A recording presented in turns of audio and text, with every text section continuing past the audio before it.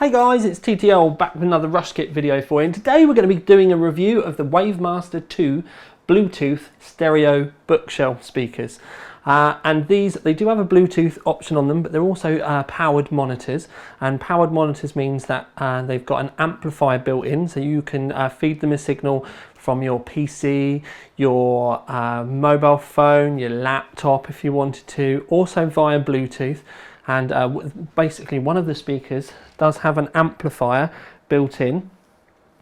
Now it's a 2-channel design. They're 30 watt RMS per speaker, and by 2-channel they say, because there's lots of gumps that they send you when we do these reviews, and it's a 2-way concept with bass reflex technology. They say it's got a volume control built in at the front here, and that is switched off, and what you can do is you flick it round, that would power the units up, and then you have your volume control on the front. But obviously you can change the volume from your mobile phone or over the sources as well.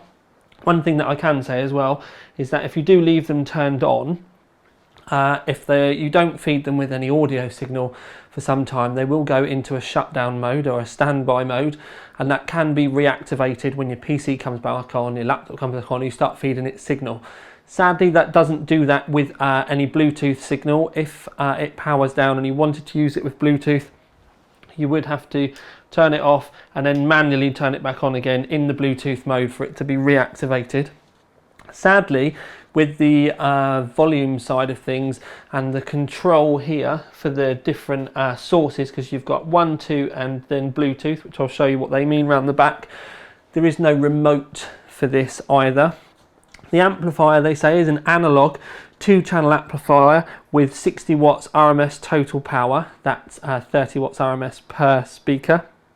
It's a compact design, they say. An acoustically damped MDF cabinet with a piano finish is very glossy, and the looks and the aesthetics of these speakers are very good. You've got the Bluetooth, as I've spoken to you about, auto standby, and an auto switch, because with the Bluetooth you can actually have 2 items connected at once. So you could, for argument's sake, have 2 totally different mobile phones, or a mobile phone and something else giving you a Bluetooth signal.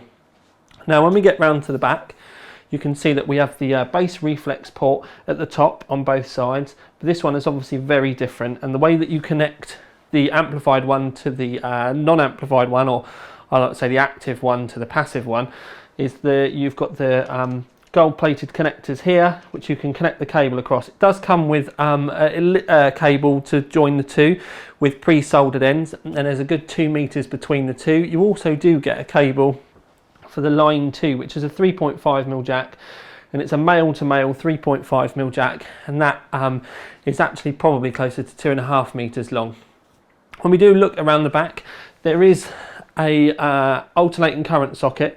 It's not a UK socket, so if you are going to be buying these in the UK, then you would need to get an adapter for this, but it does say it will do 110 to 240 volts at 50 to 60 kilohertz at 0.2 amps. The USB power outlet again is available here, so you can charge your phone or something like that, but it's only 500 milliamps. A lot of USB chargers now are normally 1 or 2 amps. Most of the USB chargers I've got in the office are 2 amps. So this will still charge your phone, it's just probably going to take a little bit longer.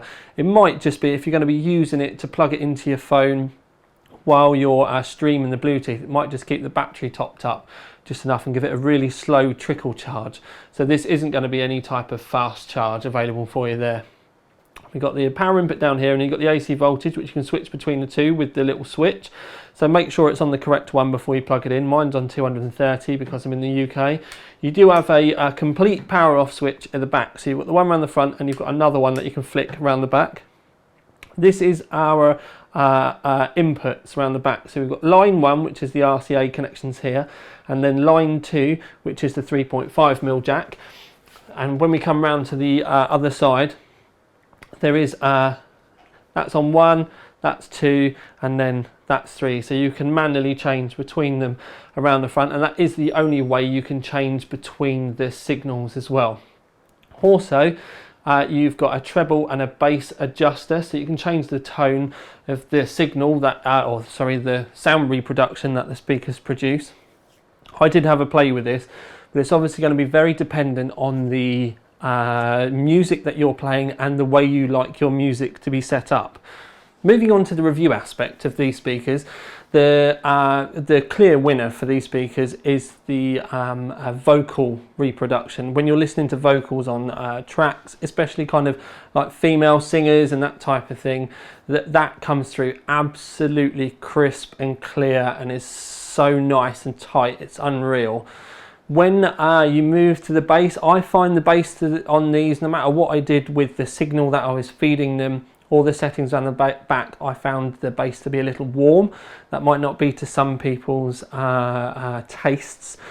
But one thing I would say is for £199, you're not going to be expecting anything close to kind of an audiophile level of speaker. And if you're going to be using these in a bedroom or an office, and you're not what I would class as an audiophile, and you're not expecting, you know, amazing reproduction of everything, and you are just going to be plugging it into a laptop or your mobile phone, they'll be perfectly adequate for your needs. You do have the 3 options of Bluetooth and the 2 linings as well, so you can set them up with multiple sources at once, which is kind of handy.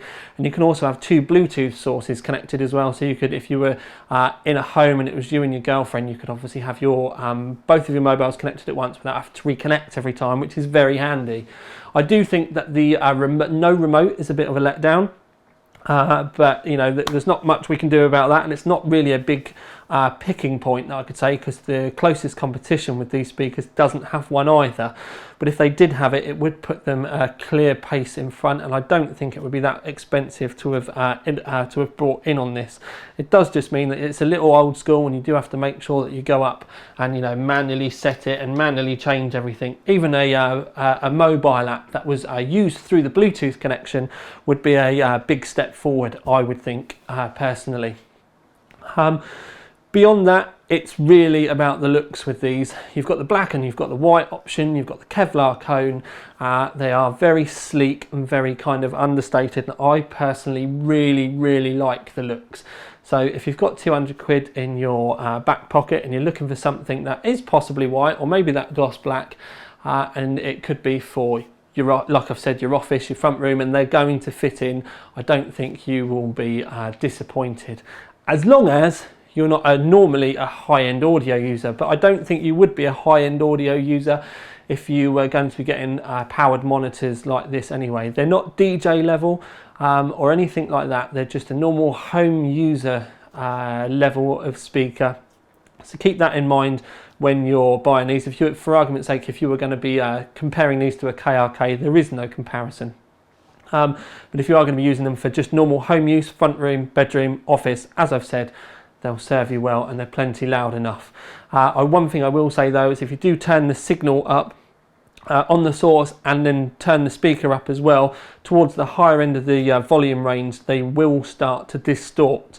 No matter what level of signal that I did put through, but then again, you can make any speaker distort, and it's just a case of reining back that volume knob or the source signal that you push through. Sometimes with the Bluetooth it can get a little bit harsh at the top end, so you just nail the signal back on your phone, so turning the volume down on your phone ever so slightly, or knocking the volume back on the front dial. It's just as simple as that. Obviously it might make it sound like I'm making these sound worse than they actually are, but I'm just trying to give you as much information as I possibly can while we go through. Anyway, so that's it. We've had a good look. You stared at the speakers for a lot longer than you possibly want, but for now at least, this is Tiny Tom Logan with another review for you out.